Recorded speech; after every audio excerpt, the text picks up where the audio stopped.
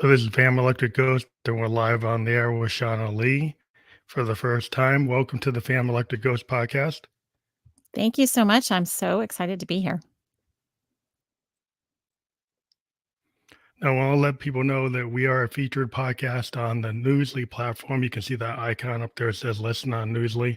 So later tonight, we will be on the Newsly platform. You use coupon code GHOST to get 1 month premium subscription on that platform where you can listen and stop scrolling and listen to your favorite podcast. Again, we're on that platform. So, again, tonight, what we're going to do is we're going to talk to you, and we have your topic is what the focus is, how does the person find their purpose? And this is Yes. actually episode, if we get to that, we're at episode 937, so we kind of found our purpose Yeah. of the Family Yeah, you Electric did. Ghost podcast. We've been on the air since 2016.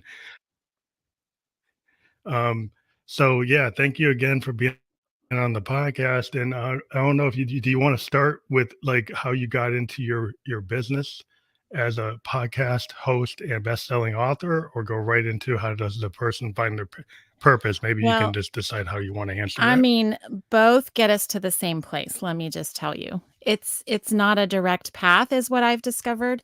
I actually just did an episode on my podcast, Start Again with Shaunna Lee, about this very topic, and it was with 3 really specific tips on how you can use different spiritual tools to figure out what your purpose is, if you're one of these people who are like I was for many, many years, kind of wondering, what am I good at? What should I be doing with my life? How do I turn that into making money?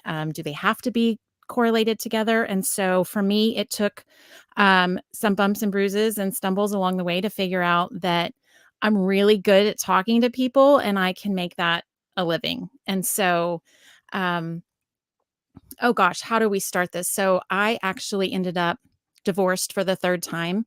And my crawling out of that shame and guilt that came after that last divorce got me to the point where I was finally ready to use that as fuel to help other people and create a business.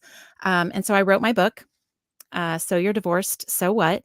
And it really is about how do you rebuild your life after divorce. It's a guide for people to kind of put one foot in front of the other and figure out what's next, but it gives people permission specifically to dream big and open up to what it is. It's a new beginning. It's possibilities are endless, and really just allowing yourself to figure out what you want to be doing. And so it took me a little bit to realize that the book could play along really well with the podcast, and that I'm reaching the same audience and really helping people to start over in a point in your life when a lot of times you feel like it's too late to start something new, or maybe you're too old to do this thing you've always wanted to do. And I really am here to do nothing more than to shine light on people who've done that and give people permission to do that for themselves. I think that's like I what I noticed is I'm a cancer survivor, and I kind of went through my crucible moment, age 27. I'm age 55, and there's like the pre-cancer version of myself, and then the post. And Yes. the podcast wouldn't have been something I would have done pre-cancer. The music, I'm a musician. I wouldn't have really done that. I would have just been in the background. I wouldn't go make my own band, be the lead singer. So a lot of things Yeah. I did because sometimes you have to go through it. And I find that when I started this podcast talking to musicians, and most Mhm. of the time singer songwriters, their best songs are because of heartbreak or sadness or melancholy or something that they Absolutely. worked through. And Yes. so we find that that's like the fuel for creativity, regardless of whether you're a musician or not. It just seems to be a common thread. It is a common theme and definitely one that held true for me in my life. It was those moments, I call them the start again moments, but it's after most of the time an extreme loss of some sort, a loss of identity, a loss of a job, a loss of a spouse. Um, it's those moments that kind of bring us to our knees that give us the opportunity to say, okay, hold on a second. What am I doing with my life? Is this really the direction I want to be going? And usually there's a more fun and easier path to enjoying life a little bit more. Yeah, I just find that creators and creators aren't just isolated to authors and musicians and painters. I Yeah. find entrepreneurs, I find life coaches, therapists. You have to have a certain creative capability to be Uh, able to kind of work off the cuff and listen and process. And yes, so absolutely. I think a lot of people are creative and maybe they kind of put musicians and artists in a category and say I could never reach that. And Oh, sure. I think that's kind of a mistake because a lot of people, human beings, we're inherently creative, and Yes. I think art therapy is a big thing that people find. What I've seen in all these interviews I've done is people tend to find that journaling or doing something that makes them feel happy that's not work, but Yes. allowing them to kind of think about what is happening. The process, the inside and the outside, and figure out what's going on and be like retrospective. That's not just for guys like people like Bob Dylan. It's not for Right. Madonna. It's not for Lady Gaga. It's for everybody. Yeah, yeah. I think the way that we tap into creativity is different for everybody. My favorite people to talk to are the ones who claim to not be creative, and I disagree. I think every human being on the planet was made to tap into their creativity, and the beauty of it is that we can all do it a different way, right? I can create online courses, or I can create, digital content, or write a book, but being able to tap into that creativity is the magic, right? So for I would never compare myself to a singer-songwriter or someone who can get on stage and sing, you know, dream of mine to be able to, like, hold a tune. But, but it's the same process, what I found, and actually, this is a great segue into the link that you've provided here. Is my signature program is it's called Align, and it's how you align your body, mind, and spirit, because that, for me, was how I could get myself aligned and tap into my creativity. So, I wrote a novel that's yet to be published, and being able to get into that creative flow was important for me to be able to put words on paper in a really efficient way. And it never failed. I would sit down to write a chapter and I would think it's going in one direction, and just, we'd go in left field. And when I was in the flow, it would just come out, and never where I thought I was going, but it ended up really in a cool spot. So being able to tap into that and align with who I ultimately am was the key for me. And so that's what I teach people how to do in that program.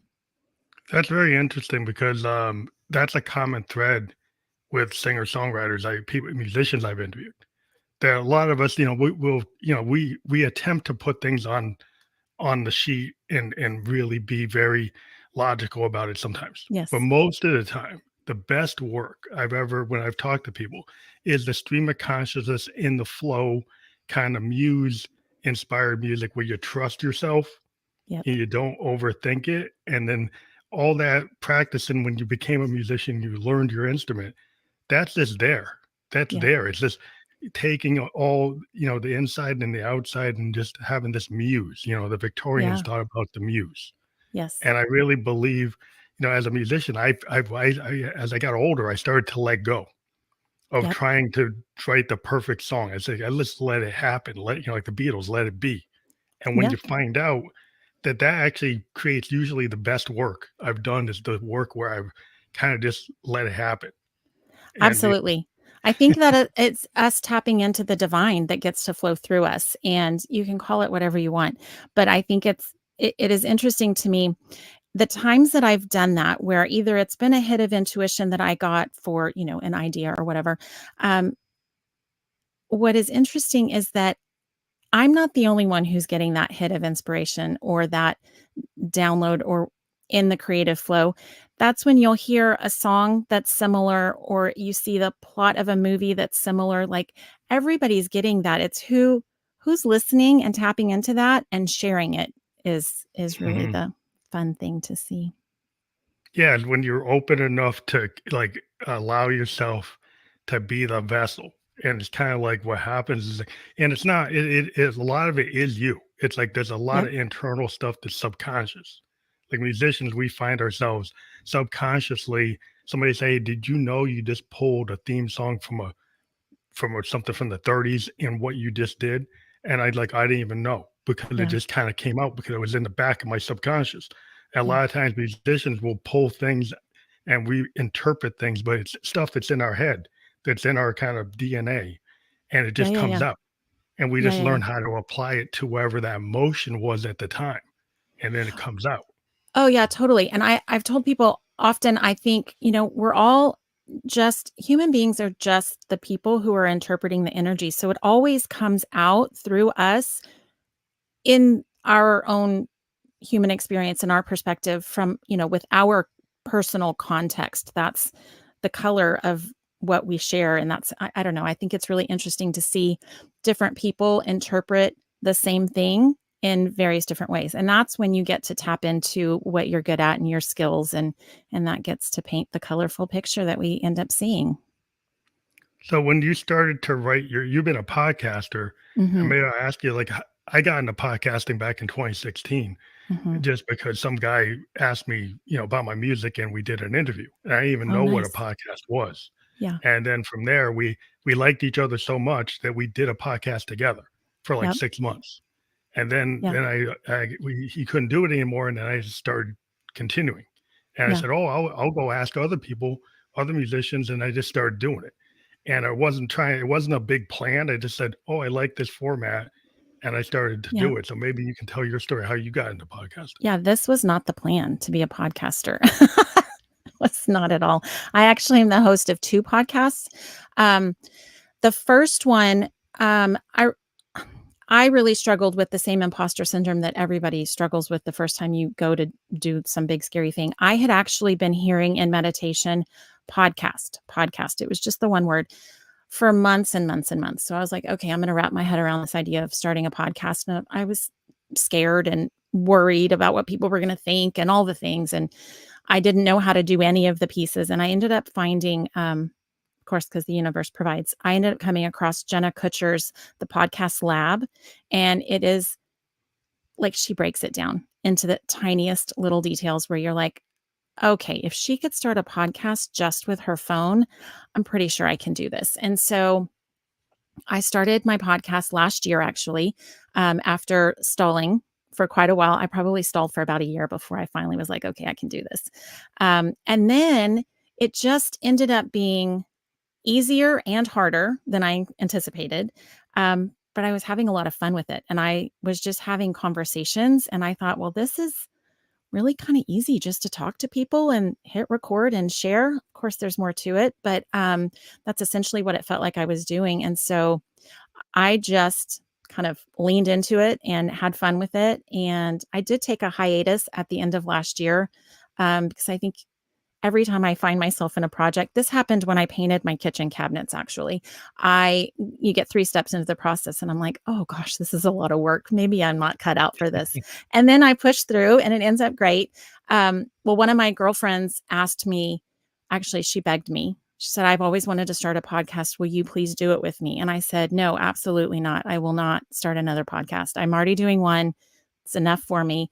And she was persistent. And here I am co hosting a podcast with her. It's called Shoot the Shit. And it is the most random stuff that we talk about. And we just have a blast. And anyway, so we started that this year. And so, yeah, now here I am hosting 2 different podcasts. Yeah, because I mean, when I started, it was on an app called Spearmint. It was all on a Oh, phone. It was just on a yeah, phone. And then later I said, well, I was a musician and I had all this equipment. yeah, And it was only in 2020, I've been doing it since 2016. I switched to video. And then we yeah, still do audio in the background. Everything becomes audio. But sure. we found that the video allowed us to do some things that we, as musicians, when we do video performances, we know what that feels like. We know that has a big impact. So I Yeah, started to, that'll actually be work better. But I still have most of my podcasts are audio. They take the video and they just convert it to audio. There's only right. like 5 platforms where it's video. So, video is still not the biggest, niche in the market, but video is getting really big. Hmm. And so I just took advantage of the stuff I already had, as a musician. I said, "Oh, I'll just use it." But it's just become something where I didn't plan and now it's monetized. And now Mhm. I wasn't planning on that. And sometimes things happen, it comes into your lap and you're like, wow, I Yeah. didn't even expect that. I Yeah. expected just to be writing music, and then I end up doing this. So it's kind of, how did you figure that your book would integrate? Because like I didn't know how my music would integrate. So maybe you can talk about that. Oh, well, I didn't is the short answer. Like I here's the key. I have learned how to trust myself, and I think following my intuition has become something that, well, first I had to practice. So writing my book was one of those where, I'm following my intuition. It didn't end up terrible, so I'm like, okay, I'm going to trust myself a little bit more the next time that I. And so by the time I just honestly, when it sounds the crazier it sounds is usually the more that I should do it. And so I've just learned to trust myself and follow those nudges. I'm trying to get better, like video is the direction things are going. Well, I personally love that podcasts don't use video. Um, at least that's how I've embraced mine, because I like to show up to work without having to do my makeup or my hair. And so for me, I'm like, I'm going to fight the video part for a while. Yeah. Yeah. Um, but I think just, following my intuition and it is a muscle that has to get stronger. The more we do it, the more we trust ourselves. So I guess how would I answer that question? It I really didn't know how the book was going to integrate initially. And at first it felt a little disjointed that I had written this book and I'm writing another book. It's called Welcome to the Shit Show. Midlife dating at its best. And it is all about these. I've heard so many stories and I've have so many of my own. This whole experience of dating in your midlife, that, the good, bad, the ugly. There's some good stories in there. There's some terrible stories. You're like, did that really happen? And so these are a bunch of different dating accounts. Of real life people who have changed their names. And then the other part of the book is actually guidance on direction on how do you date with intention? How do you change your patterns? How do you actually attract the person that you're seeking to call into your life? So it's like part self help, part entertainment. Um, Mhm. and so if you look at the dating book and then this guide on how to put your life back together after divorce. And then I'm talking a lot about entrepreneurship and business owners on my podcast. It felt a little bit discombobulated for a little bit until I realized everything that I'm doing is to help people do one of two things, either make more money or fall in love. And so if I pull it back to those two things, any one of the books I write or It's a the common podcast thread. episodes, that it all comes back to those two things. Yeah, because people ask me before, I used to only interview musicians and writers and Hmm. creatives. And when I started to interview business people and entrepreneurs and life coaches and shamans, they said, well, how does that integrate?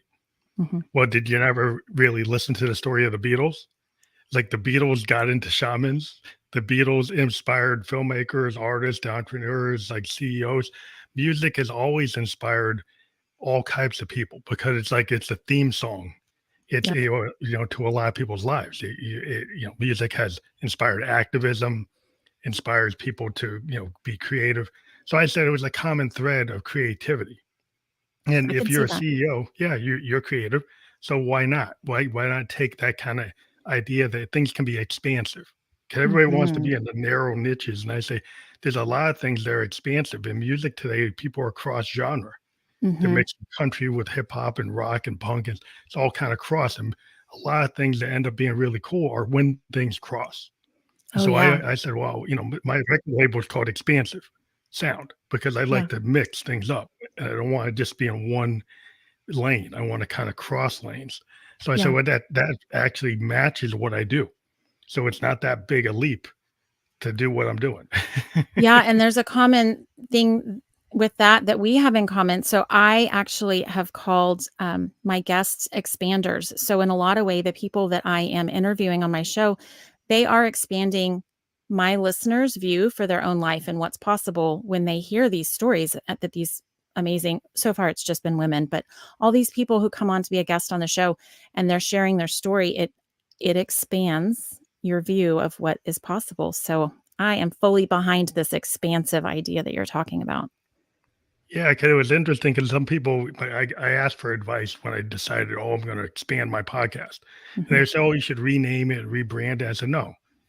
Yeah. I looked at it as, I'm not gonna. I decided to just make it under one brand and not to segment into multiple. And I understand that people they could have argued one way or the other, and Yep. maybe in the future I'll create a different one.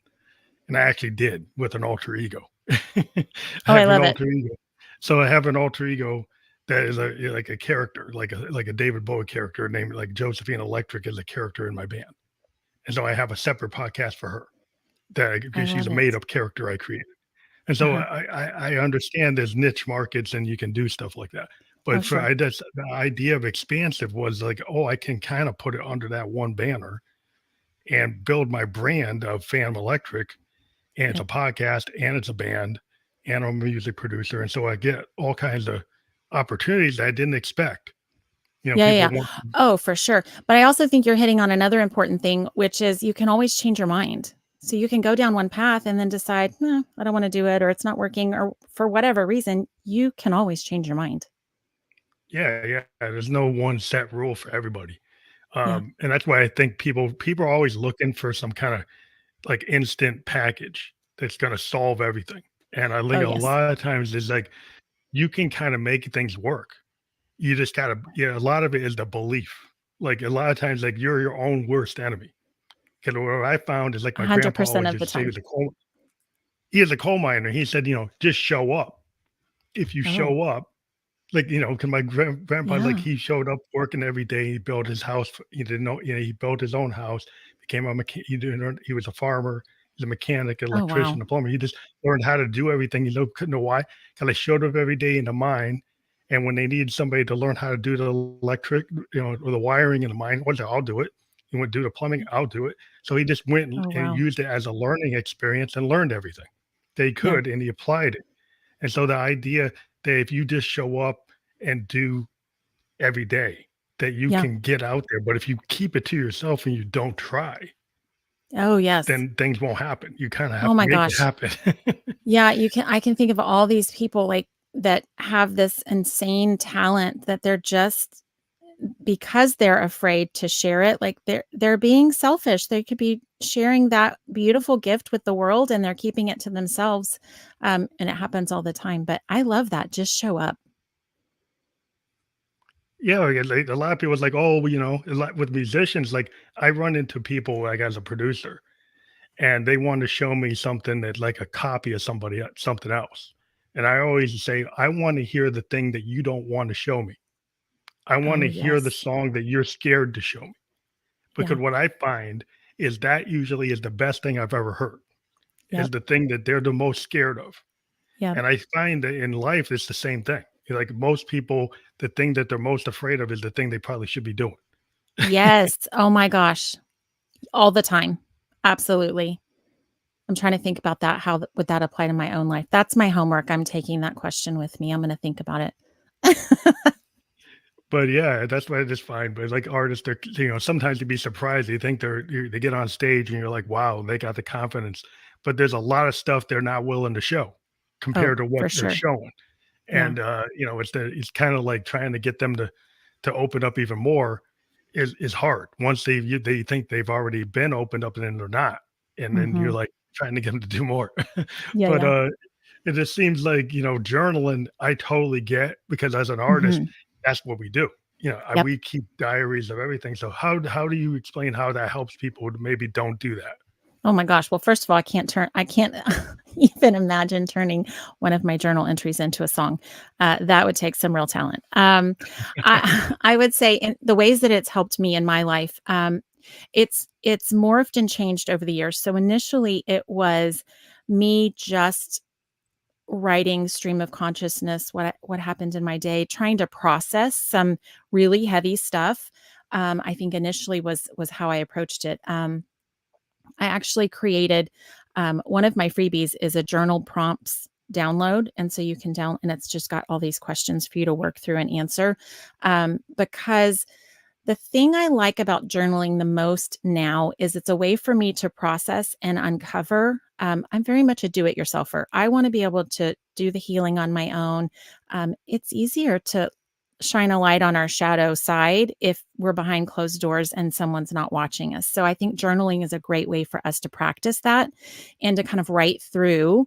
For me, my mind runs 100 miles an hour. And so for me to write physically with a pen forces me to slow down those thoughts and try to unjumble them and kind of make sense of them. I've been able to uncover limiting beliefs through journaling, which is just this concept of you're walking around believing this thing to be true about your life and it's really limiting your potential. And being able to uncover that opens the door to the future where you want it to go. So that's been really powerful. And then really sometimes I'll tell you another thing that I've practiced with journaling a lot is gratitude, because we're not conditioned to be grateful. We are conditioned to look for the problem and seek out the negative. And so being able to practice gratitude, for me, took practice. And so journaling was a great way for me to kind of formulate this checklist almost. So I would write 3 to 5 things I was grateful for. I would write one thing I'm proud of and one thing I'm looking forward to. And it was like a formula that I could use on repeat every day, and it created the habit. And then it makes it easier. The more you practice being grateful, the more you find opportunities, and the whole law of attraction comes through. But um, journaling has been a great way for me to kind of practice all of those things and be intentional about where I'm going and set the path for the day. It, I mean, I could just go on and on about journaling. I think it's amazing. Yeah, I think a lot of times people are so trying to put they're trying to like schedule what they need to do, and they're kind of being down on themselves about the things they didn't hit. Yes. But being a cancer survivor, the one thing I learned is like I'm happy I'm waking up every day. Yeah, That's a big win that for I'm sure. actually still here. So a lot of times, if when you haven't gone through that kind of crucible thing, you could be kind of down on yourself and you're being so negative about Hmm. like all the things you didn't hit. But then Yes. once you go through something and you survive it, and you figure out how to actually process that and make it into a positive, you can find more things that you're grateful for. Oh, for You can sure. find more things that like, hey, like as somebody, like you could look at, like I did 99 songs and only one of them went through. You could say, well, I Hmm. failed 99 times, or you could say those 99 pieces of music are steps toward the one song that got through, and they're not. Right. That's not. Those aren't failures. Those are No. steps on the way to the top, the Yep. way to, so but people, how you look at it is your perception. Like philosophers always say perception is reality. Like Oh, if you yes. perceive everything in a negative way, you're gonna Yeah. be in the downs all the time.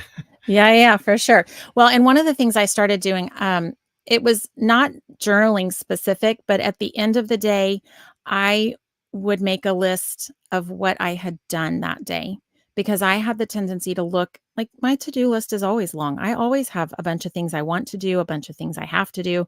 And so I would get down on myself and be like, oh, but I didn't do X, Y, Z and one, two, three, until I was like, hold on a second, what did I do today? And I would list out everything that I accomplished, everything that you know, chores I did, all the things. And most of the time I sit back and go, wow, I did a lot today. Like, and it's just that shift of perspective of not what didn't get done, but what did you do? And that has helped me, especially as an entrepreneur.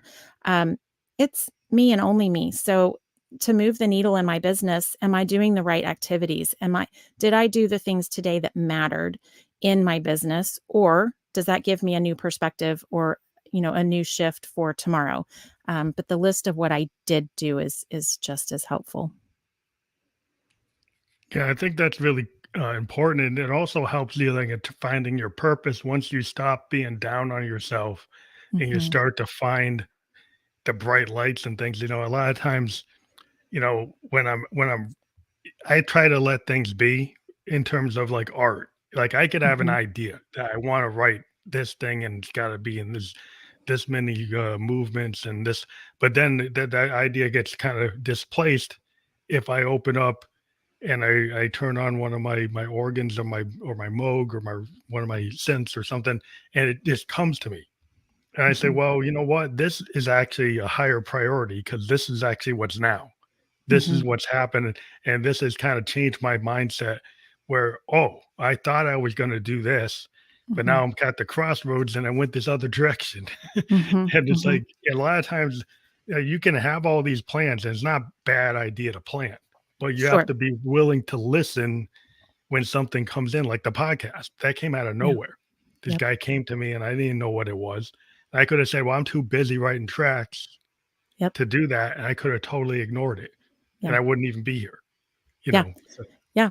Well, and we always have choice, right? So, that's the one thing I like to remind people is, this whole idea of what is my purpose in life? It feels monumental and huge, like we're supposed to figure out that we really are a talented singer, or, we see these examples and think, well, gosh, it must have been really easy for that person to know, Lady Gaga must have just known that this was her purpose. No, that's not how it happens. But a lot of times, our purpose is not the thing that is supposed to make us money. And we think it should be our career, that our purpose mhm. should be how we make a living and how we set.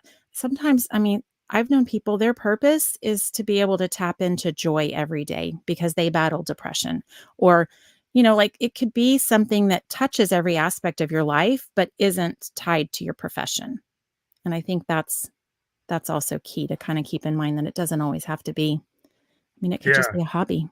Well, I lived in Japan for like 2 years, and I'm a Buddhist, and I kind of have this understanding of Eastern philosophy, and the idea is sometimes Western Western kind of mindset is like industrialization and Yes. capital markets, and if it's not art is kind of put on low on the totem pole. I'm Yep. always kind of pushing in my school system. There's like don't get rid of the art program. Yep. And people are like, "Oh, well, that doesn't do anything." It's like you don't understand how much creativity is Mhm. part of the process. Like, everybody, this thinks like it's not just a bunch of like Wall Street guys that come Yeah. up with the ideas. They come Yeah. up with the money, but the Yep. ideas come from the dreamers. They come from the artist. Mhm. And so just because the money people are elevated Yep. doesn't mean, and then the people who come up with the ideas are kind of devalued, Yep. and it's kind of backwards because the It's ideas totally come from the. backwards.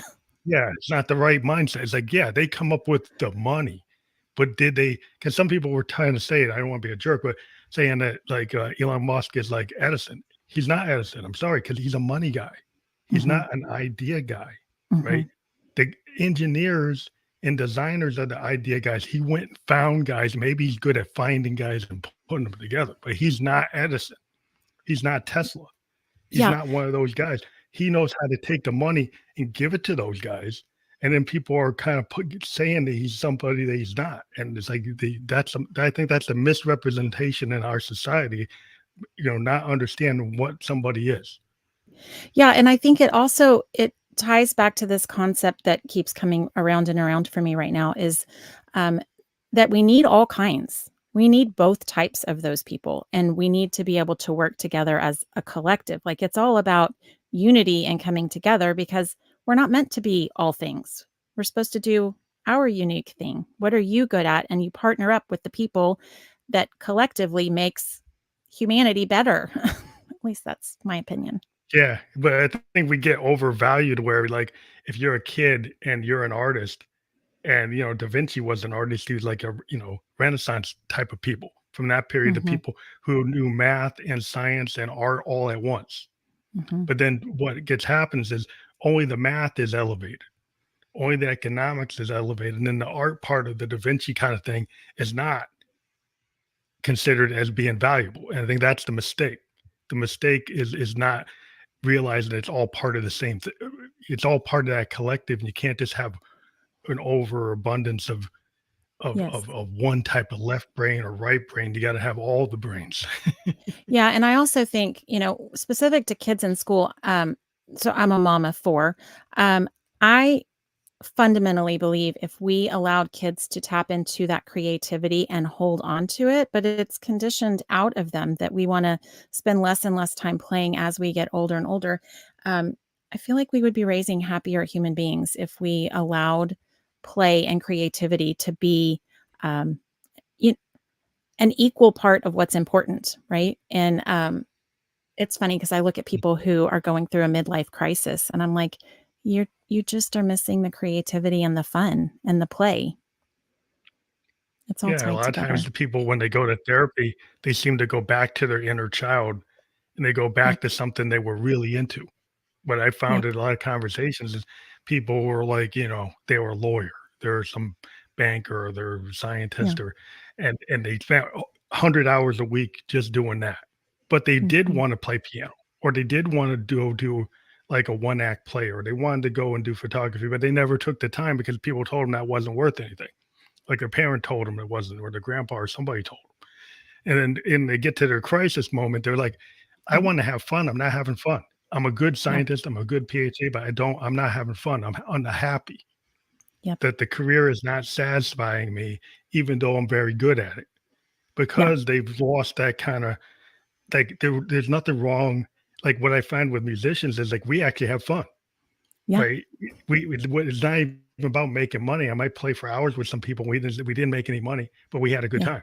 It's Yeah. it's Yeah. about actually experiencing something that lightens your heart and you're not depressed and you're not overthinking and you're Yeah. having fun, you Yeah.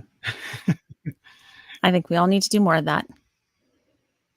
Yeah, I think then you have peace of mind, and when you have peace of mind, a lot of things open up. Like if you got a heavy heart and a heavy mind and a heavy soul because you're just so unhappy. Yep. If you find something in your life, whether, I'm an artist, I always push art.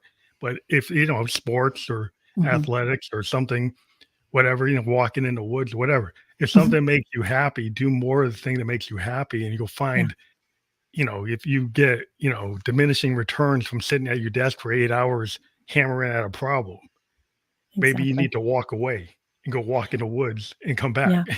Yeah.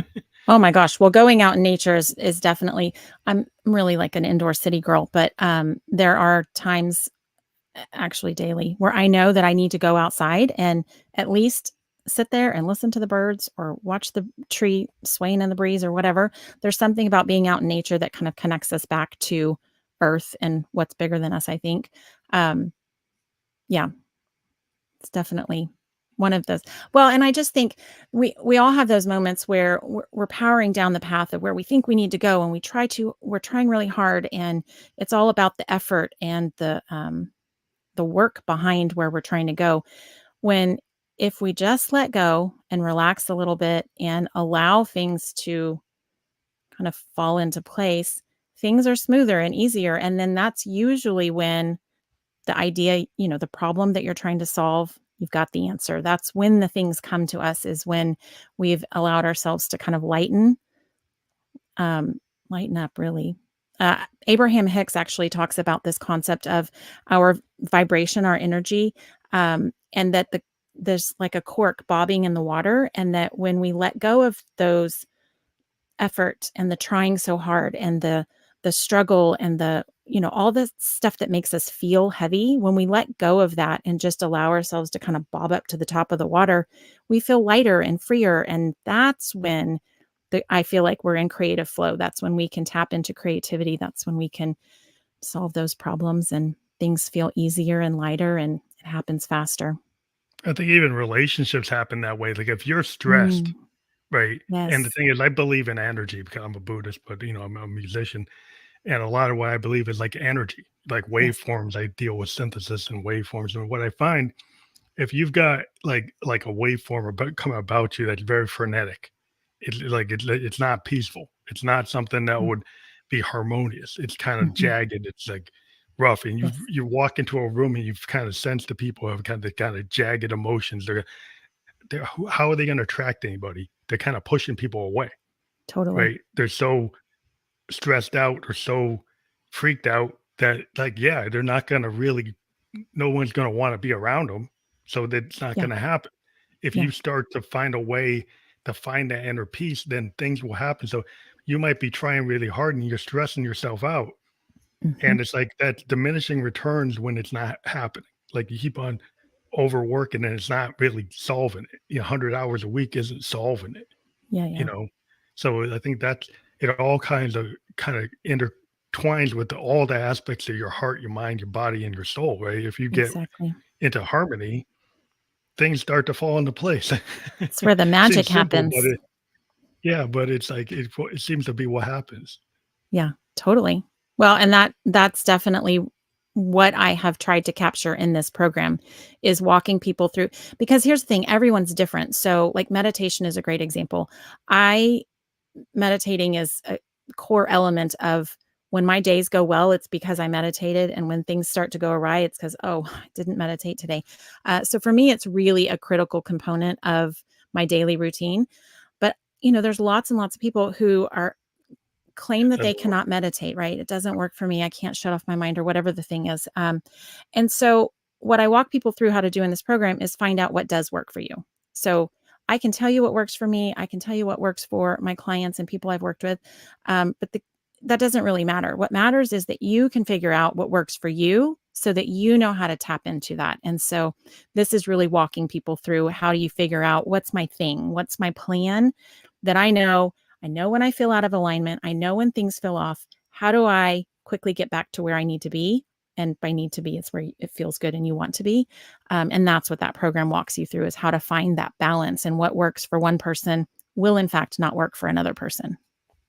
Yeah. I mean, because it's like I run into people that they can't work in the flow. They can't do stream of consciousness. They want the chord sheet. They want Hmm. it written down every note because they can't just sit there and like jam with the band and figure it out. Hmm. That actually causes them a lot of anxiety. Yep. That type of musician like actually wants it written down, Yes. wants to know exactly what it's going to be. And that's that person. So if you realize you have that person, you can't force them to square peg into the round hole. They're not. It's not. Yeah. They're Yeah. not the kind of guy that's gonna just jam because they're Yep. not into it. That's not who they are. So once you realize you find a certain, I think what happens is people sometimes like they have this mindset and they think everybody should apply. That should apply to everything. Exactly. And like you said, it And doesn't. it doesn't work that way at all. Yeah. Well, I mean, we're unique human beings. No one person is like another. So why would we think the same way would work for everyone? It doesn't. You got to find what works for you. Well, sometimes in the workplace they don't seem to know that. No, nope, they don't. Because like I remember, like I work from home now, and I'm a Mhm, software designer in my day job. mhm, And for many years, I had to be a road warrior, and it was like a mhm. badge of honor that we got to fly out on Sunday and then come back Thursday and do it, keep on doing Yes. that, and burn ourselves out. And now it's like, oh, that shows you're doing it. Yeah, yeah, And then the whole COVID thing happened, and we found out, for the last 2.5 years, I've been home, yeah, and I've actually been more productive yeah. and get more done. And so I then mean, they changed the whole mindset, and they're like, it oh, changed it for a lot of people, this whole idea of like, "Wait a second, it doesn't need to be butts and seats to make my business run." Like, we're more productive to let our people be happy and home in their pajamas? Like, what? It was yeah, a game changer for a lot of people. yeah, they couldn't believe it. They're like, Yeah, that can't work. It's yeah. like because they had a mindset where they want to force it. And it's like, and some of them still want to force it. Oh, yeah. But some of us are like, I'm not going back to that Well, because and I think that's what it uncovered, right? These COVID days uncovered that some people do work really well going into an office and going away from home, and some people don't. And so, I think having that flexibility to know, okay, can you tune into what works well for you? How are you the best employee, or how are you showing up best? For some people, it is still going into an office and they missed it. So yeah, it was some not, people that was not that's me. That yeah. was not My me. I whole wanted to thing be is at home. I became a consultant, so I didn't have to go on the track. So because then I Yeah. could just do it, and I don't have to worry about somebody's expectation. Like, but if you become, the salaried structure was, oh, we expect you to do X. Yep. But if I'm a consultant and you measure me based on what I can do, then I Yeah. can fit into the paradigm that fits me. So it becomes like, okay, I can still do this work, but I don't have to do it inside of your box. Like I can Exactly. do it where I'm comfortable and you get what you need and I get what I need. I think that's where that kind of marriage is like, okay, if somebody still wants to go in, that's fine. If somebody Yes. doesn't, but then trying to put everybody in the same box, I think that's the mistake that, still is being made by certain Yeah. It is. organizations not understanding. It is. Well, I always say people don't belong in boxes anyways. Yeah. Yeah, I was always pushing that myself because the creative mindset isn't gonna wanna be in a box. Mm-mm. And if you wanted, people to design I design stuff that's never been built. Yeah, So you think putting me in a box is gonna get me to do that better, or put me in an environment where I'm more comfortable is gonna get me to do that better? exactly. Exactly. But, I kinda figured out for myself so I didn't have to worry about Yeah. it. But I think that's when you have to be, like, strong enough to not get bullied. I think a lot of people will Oh, get sure. bullied into, doing something that really doesn't make them feel good, but they think they have to. Yes. Yes. Well, there's a lot of things we think we have to in the society. But I think that's what self-awareness is all about, right? Learning about what's actually important to you and tapping into what boundaries do I need for this whole self-love, self-care um theme that in, direction you see people going in, it's because it allows you to figure out what is important to you. I have a whole chapter in my book about self-care, because a lot of moms, and we find ourselves, some of us find ourselves divorced, raising these children by ourselves. Self-care is like the last thing. It's the bottom of the list of what we're going to focus on. But being able to figure out, what do you like to do? What is important to you? What fills your bucket? Is kind of tied to that we were just talking about, like, how do you work best? What environment do you thrive in? Being able to answer those questions for, some people, get to midlife and that's the first time they've ever even really considered, what do I wanna do? What does light me up? So it's important Yeah, work. this seems like, it's just there's some societal expectations with, like, dating and marriage Mhm. and Oh, relationships, sure. and, people have these expectations, and then sometimes they don't even communicate. Like, like, some people feel like, I'm gonna save this person, or I can change this person, Oh, dear. Yes. right? And then it's like, well, that's really not gonna happen. And Mm-mm. so if that was your goal, then that's kind of a total misalignment, Yep. and then eventually you discover, like, well, that's never gonna happen, and then you have to make a decision. But you had this kind of belief that you could do it, but Yeah. it wasn't really, based on anything other than it was a truth that you thought was real, but isn't. And Yeah. so I think a lot of people come to that point and like, "Oh, it's not working." Yeah, yeah. Well, and that's some of the work. So my dating book that I talked about, it actually stemmed from a dating course I created. And that's the work we do in that course is to kind of look back at past relationships and identify what those patterns are and take responsibility for how you showed up in those relationships. That way you can look at it and choose more strategically and intentionally where you want to go next with dating. It's a very interesting thing to date later in life. Yeah, because at the point when you're young, people are like, opposites attract, or you Mhm, go for something that you think, your parents like them, or they like her, or mhm, what. But mhm. do you really like them? Some people Exactly. seem to get into this thing where, like, are you doing this for your family? Are you doing it for your friends? Or are you doing it for you? Right? Yeah, yeah, Some people have been trained self-sacrifice so much yes, that they didn't even think about it, and then yep, find themselves into a situation where they're not they never really were trying to satisfy their own needs. They're just, like, always helping other people. yeah. Well, and it's funny because, we can do a lot of work to heal from those situations and to do the work to figure out, like, why am I attracting these people? That takes a lot of, self-observation, but being able to shift those patterns and change them is where it gets tricky, and then so you attract the new person, you get in a relationship, that's when all of your untouched stuff will come up. Relationships are the best teachers for, "Oh, I still have to work on that. Okay, great." Yeah. Well, you never like, some people always think, like, "Oh, I get married and then everything's gonna be perfect." Well, Mhm. how could Mm, that be? Because I watched my yeah, parents' marriage, exactly. and it was never perfect. It's like, Right, my grandparents, like, that was never perfect. It's like the right. idea that somehow you're gonna find somebody, your soulmate's gonna complete you, is Yes. kinda like this. Maybe that can happen, but most likely not every day is perfect. There's a lot of Yeah. things that are not perfect, and how much of that are you willing to grow with if you're Yeah. willing to communicate, or how much of it is intransigent and will never change? Right. Right. Well, I think this idea of chasing perfection is a myth. I don't think perfection exists. So, why we would expect, a marriage to be perfect or a job to be perfect or, our life purpose to feel perfect, I don't think any of that holds true. It's like people want that $1,000,000, but what is that $1,000,000 going to get you? Like, because I Mhm. want that, but what is it that you wanna do with it? Like, maybe you don't need $1,000,000 to do what you wanna do. Yeah. Well, Maybe you most wanna be people, yeah, yeah, they they think it's that. they want something because they think they're going to feel something or it's going to bring them something that they don't have today instead of cultivating that. If it's happiness, well, then choose happy today on your way to the $1,000,000.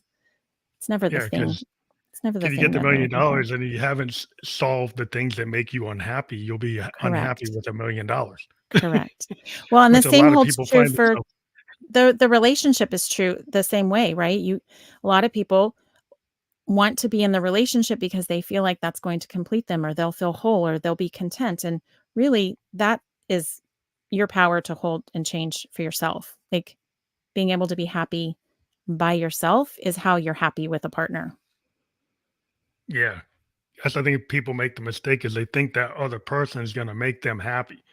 But if Hmm. you're unhappy, until you solve the unhappiness within yourself, the other person is not responsible for your happiness, right? Like Exactly. you gotta bring that to the table. If you don't solve that, then it's gonna just continue. Yep. And I think people make that error all the time, and it seems like very simple that you would realize that, but I Yeah. think a lot of times we don't know Yeah. where we are. In It's our true. heads, in our hearts, our souls, we don't really know because a lot of times we're told that self-assessment is, "Oh, we're foo-foo that, don't do that," Yeah. Yeah. you know? Yeah. And I think that's where you as you get older, it's like, "Well, I probably should have done more of that." Yeah. Yeah. The self-assessment is important. It's important. It's the key to happiness. So, yeah, I think, we've had a really interesting discussion, and we've talked about flow a bunch of times, Yeah. and I think the flow is very important for somebody to kind of find that happiness, is when you find that flow that if things are like come easy to you when you find that, like you Yes. find the athlete that can do the 3-point shot and they do it all the time.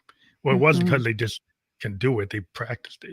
Musicians, Sure. we don't just hit those notes because they just hit them because we practice.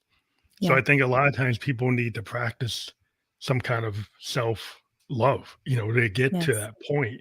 Because you notice with all the people who are artists or athletes, they actually do a lot of practice. Mhm. Yeah.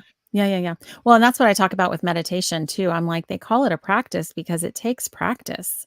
But I think you're right that getting into that creative flow, on the days that I have been able to tap into that juicy goodness, I am much happier. I am a lighter, freer being. The way I encounter people and go about my day is so much easier and more fun when I've allowed myself the time to tap into creativity. It's totally true. Yeah, I just think it's important for people to understand that it's not just the arts, but it's also the things that are more kind of esoteric that Mhm. maybe can't be measured with metrics. you Yes. know, and those things sometimes are hard to prove to people that they're important because you can't put them on the pie chart and you can't Yeah. put them on the graph, Yeah. unless you get somebody who figured out how to do it. And Yeah. even then, it's like, oh, is that really the point?